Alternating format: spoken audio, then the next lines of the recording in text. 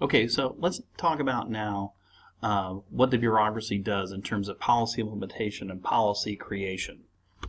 Well, obviously, the first thing that it does is it enforces federal law. So Congress passes a law, the law has been signed by the president, or Congress has overridden its veto. Now someone has to go out and actually make sure people abide by that type of the policy that was created with the passage of the statutory law from Congress. So that's what the bureaucracy does. They enforce federal law.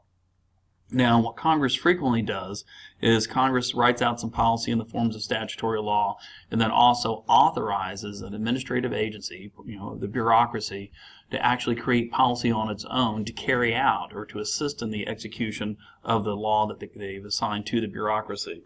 So bureaucratic agencies also issue and enforce administrative regulations.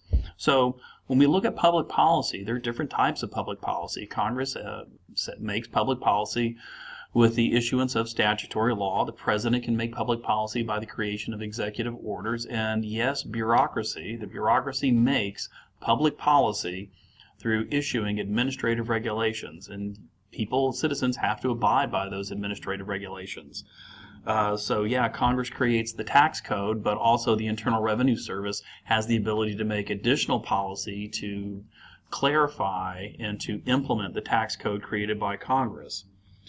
This is known as a quasi-legislative function. So bureaucratic agencies have executive functions. They enforce federal laws, and then they will make quasi-legislative their own policy, administrative regulations, and then they will enforce those administrative regulations as well.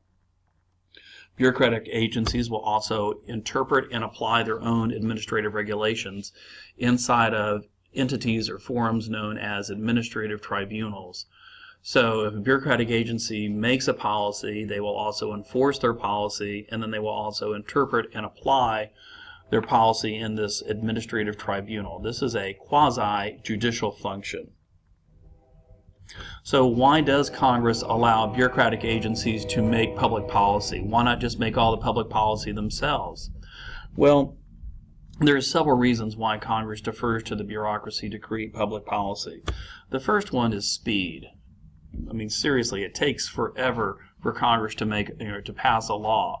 However, administrative agencies can issue or make a policy, for lack of a better term, with relative ease. I mean, it doesn't mean that they can do it overnight, but they can do it a lot quicker than what Congress can. So Congress frequently defers to the bureaucracy in the creation of public policy because the bureaucracy can make this policy a lot quicker.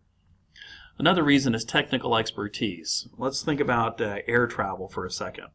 Here you have these airlines, these airplanes, pressurized aluminum tubes flying at 35,000 feet. Does Congress have the legal or constitutional authority to regulate air travel? Well, of course they do.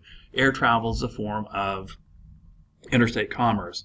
But does Congress possess the technical expertise to make determinations as to what would constitute safe operation of an aircraft, approach patterns, transponder frequencies, lighting schemes, pilot licensure, and so on? Well, it would be somewhat questionable whether they did or not. So what Congress has done is they've created an agency called the FAA, Federal Aviation Administration, inside the U.S. Department of Transportation, and they've said to the FAA, all right, we're going to make a few laws, you're going to enforce them, and you, FAA, will also be able to issue administrative regulations to carry out the laws we have done and to achieve safe air travel. So a lot of what regulates air travel in the United States isn't really statutory law, but rather they're administrative regulations made by the bureaucracy.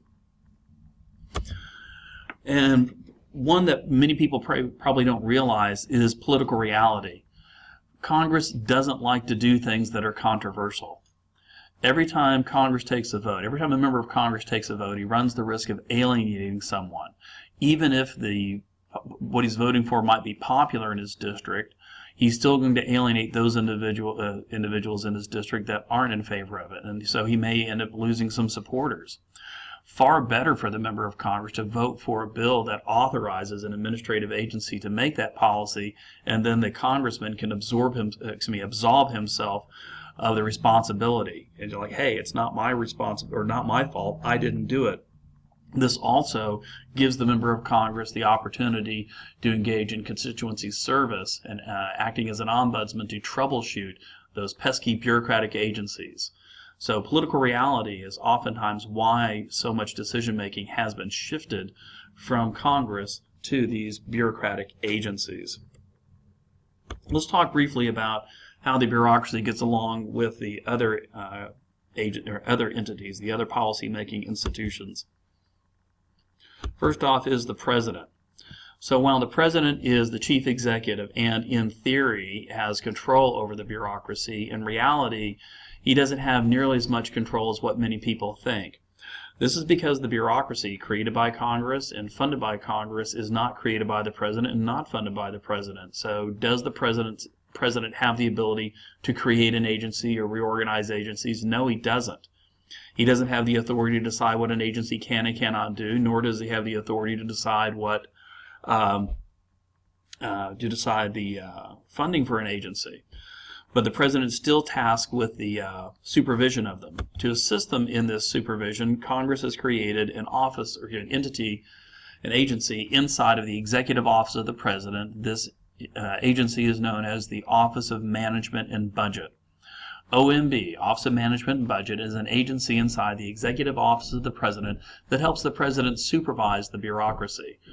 While, yeah, the president does get to appoint many people to the bureaucracy, he appoints the secretaries of the various departments and the deputy secretaries, and in fact, he'll appoint 5 to 10% of the federal workforce. Can he rely upon those individuals to give unbiased information about the performance of their own agencies? Well, not always. If someone's going to self-report problems, it's likely that they're not going to report too terribly many problems at all. So to assist the president in gaining a control or gaining a better hand at supervising these bureaucratic agencies, Congress has created the OMB, Office of Management and Budget, which assists the president in managing the bureaucracy and also reviewing their budget requests. OMB has some other functions in terms of the creation of fiscal policy. We'll talk about those in another lecture. To what extent does the bureaucracy get along with Congress?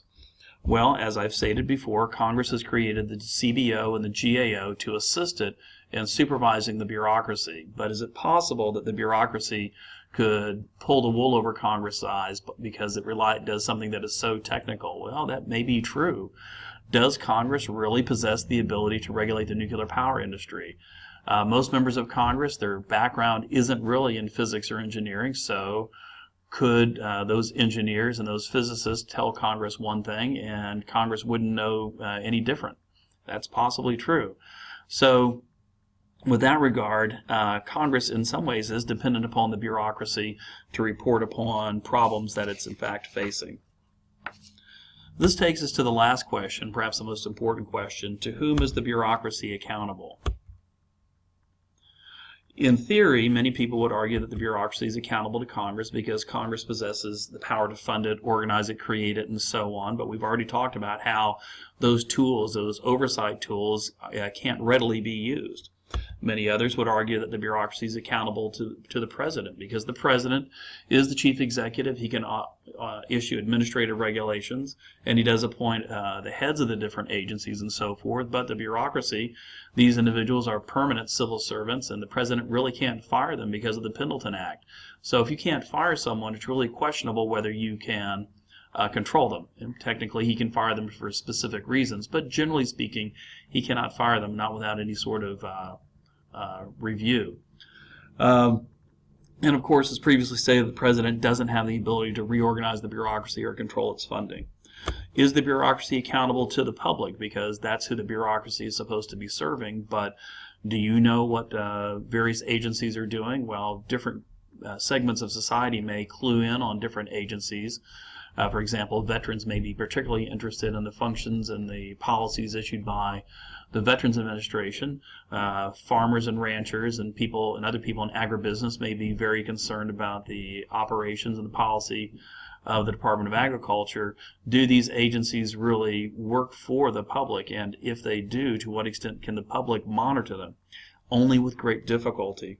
So this leads us to the conclusion that perhaps the bureaucracy is only accountable to itself, or is not accountable to anyone at all.